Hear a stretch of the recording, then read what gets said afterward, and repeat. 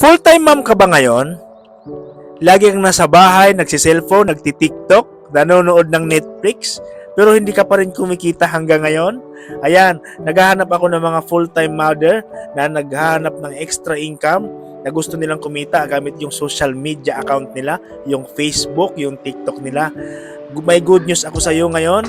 Kaya kung ikaw ngayon mahilig mag-cellphone, mag-TikTok, mag-Reels, ang gagawin mo lang, mag-copy and paste, sundin lang po yung aming sistema at pwede kang kumita dito ng 20,000 depende po sa sipag mo.